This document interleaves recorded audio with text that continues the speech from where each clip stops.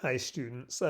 Today I'm going to go along with some of the slides that you've got in your Edmentum work. I'm going to build upon those by going through the slideshow a little bit with you. I'm just hoping that the mute button keeps working as I go through this um, little slideshow. So I've gone into about slide 8 to get started, and just to show you, you do have guided notes in the resources. And what I've done is on the modules, you'll see that in the Edmentum module for you, I have put in not just guided notes, a copy of the guided notes, but also a key that's filled out. And here's a copy of it here. And what I've done is I've taken information from Edmentum um, and input it into the actual guide. Now, what I would do, it's up to you. If you've got the time, instead of just going to my key, you might want to just download the guided notes, do a copy, and fill it out, and make sure you're saving your work. You don't want to lose all that work. Um, and you might want to do it as you go through the Roman Republic, Edmentum, um, reading and activities as you go through all of this. It's very useful for reinforcing what you're learning, but I'll let you make that choice.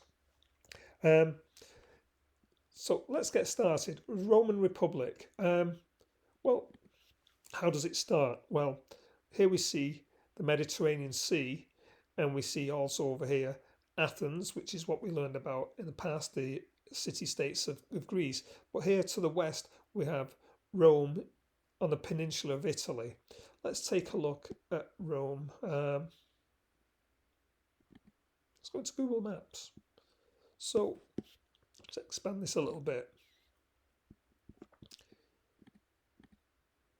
Here we see Italy, a peninsula, just like Greece is a peninsula, almost surrounded by water, but not up here.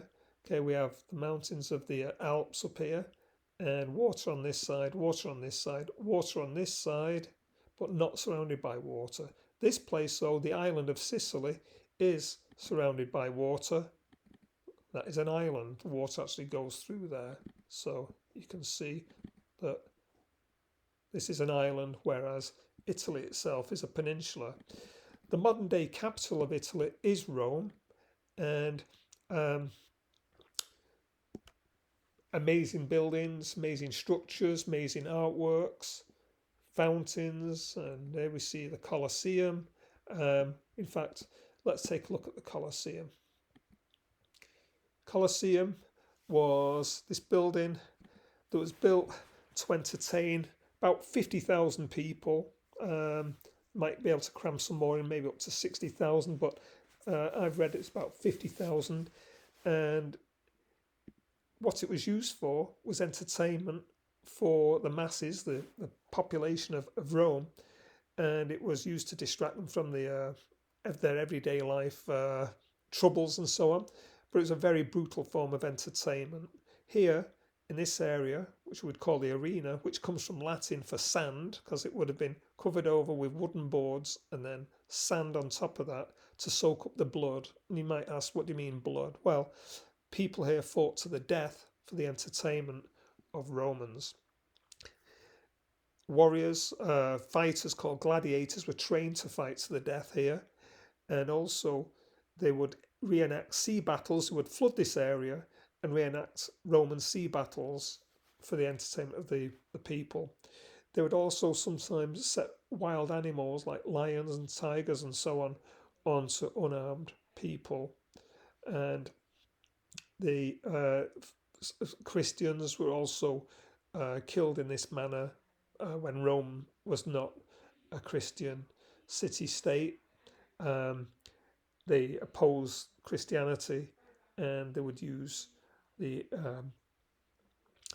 Colosseum as a way of, well, killing them and using it as entertainment. So pretty brutal. Now, we have copied some things from the Romans today that are mentioned in your tutorial. So let's go through here a little bit. First of all, we see the word republic, and republic is a word. I'm just going to leave that for now. That basically means representative democracy, not direct democracy like the people of Athens had. They had a small population, so the free male citizens could gather together to make and discuss laws as a whole group and vote directly on those laws. These governments that we call representative type democracies or republics have larger populations, and so they elect people to represent them in government, like senators, and today we have the House of Representatives. In Rome, this was also the case. So the Romans also had a representative type democracy, at least for a while. Now, in your Edmentum activities, it takes a snapshot in time of how Rome was as a republic. It wasn't always open to all the people of Rome, the lawmaking group. So the Senate at first was mainly the home of people who were wealthy landowners, the patricians. But over time, the poorer people, the plebeians, also began to make strides and were able to get rights and were able to then become part of the lawmaking groups in Rome. I'm just going to move on, just submit anything, and then let's move on. Oh, made a mistake. Okay, so let's move on. Okay, and we see that the Romans also came into conflict with surrounding civilizations. They quickly went from being a little village here on the Roman peninsula to taking over other towns and city-states on the Roman peninsula, and gradually they started to build what we call an empire. And an empire is the territory governed by one country or kingdom, and it's overtaken other kingdoms or countries, and it's brought them under their rule. And so we see that the Roman Republic starts to expand, it starts building an empire, and eventually you're going to see a lot of this part of Europe, parts of North Africa and parts of Asia come under the rule of the Romans, and that's when they create what we call an empire. They are also influenced greatly by civilizations close by, including the Etruscans in the area of Tuscany in Italy. They're also influenced greatly by the people of Greece. So, for example, you see that their Roman architecture is influenced by the Greeks, and we see even today these buildings that we consider so important have influences of Rome and Greek style of architecture in their structures. So the Romans were influenced by the Greeks and by the people of Tuscany, the Etruscans. And the gladiator fights that I showed you that took place in this building, these gladiator fights actually started off as fights between slaves at Etruscan funerals. And the Etruscan slaves would fight to the death, and one would survive, and then he'd also be put to death. Hello. These are some of the ruins here that we see of Rome. So Rome was an amazing civilization. Imagine what this place looked like when it was first built. Streets and temples, important buildings. Some of these buildings you see in the background have been built later as well, during what we call the Renaissance, which we'll be learning about too. And you can see in these structures that they've influenced our important buildings too. I mean, we copy some of these styles for important buildings, and not just in the United States, but around the world. So Greek and Roman influence is in many parts of the world today in the form of buildings and also in government, the way we run government. This is an Italian building, a Roman building. However, we see the Greek letters used here, so it shows the influence of the Greeks. These are what we call Ionic columns. It looks like a letter I, okay, with the scrolls at the top. Those were Greek style columns that the Romans copied.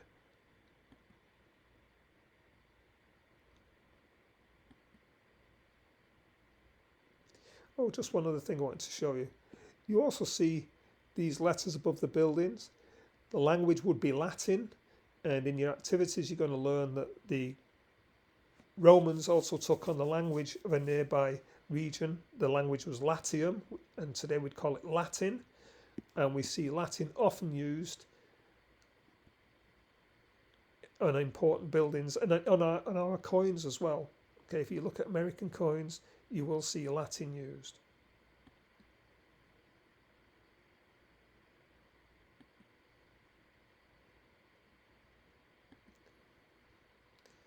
Okay, some Egyptian influence there. So let's go back to this. Notice Mediterranean Sea would have been a great place for trading, transporting goods and ideas moving from place to place. You'll see in this presentation or this activity that a certain religion moves from the Middle East over here. Christianity starts in the Middle East in an area today we'd call Israel, and it moves because Rome has created a huge empire. Not only have they used the Mediterranean Sea to move goods and ideas, they're also moving people, including soldiers, across the Mediterranean Sea, and they build a network of roads throughout this empire. And the Christian religion is going to move within the empire because people can freely and relatively safely move on those roads. Okay.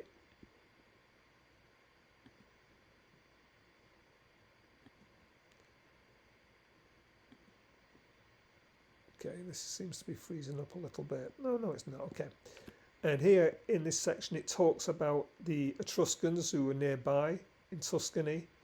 The Romans first start off as a little village. They're also ruled over by the nearby Etruscan king, Tarquin, but they rise up and take his power, and then they form a republic. They do not form a republic straight off that is very fair to all of the people. Like I said, this Edmentum activity is taking a snapshot in time of when Rome was a republic. It wasn't a republic that was fair for all people to begin with, and it was never fair for women. Women never received the vote.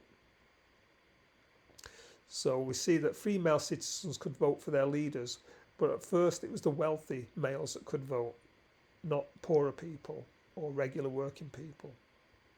The Romans did invade other cities, and they turned them into a network of independent city-states. They did create a set of laws, the 12 tables, which were displayed. Earlier the laws were not displayed, and so they could be changed at will. And when they were actually created on marble tablets, then it was much harder to change the laws. All males served in the army, and to have this large army, they would need a large army to actually build their empire. Okay, I'm going to bring this to a close right now.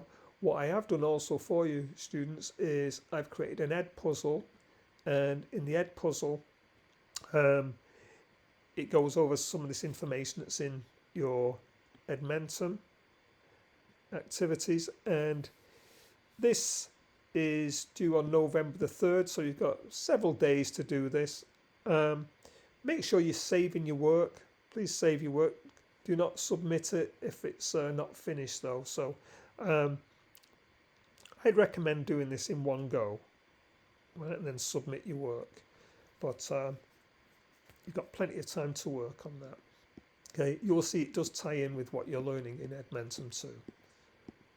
Alright students, so today what I've done is I've introduced you to the location of Italy, located in Europe by the Mediterranean.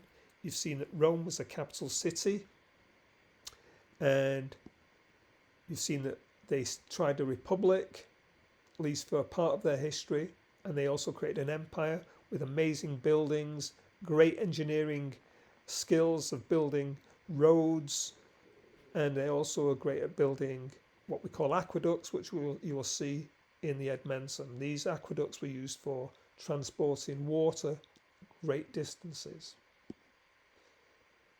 Thank you, and enjoy the rest of your day. Bye, kids.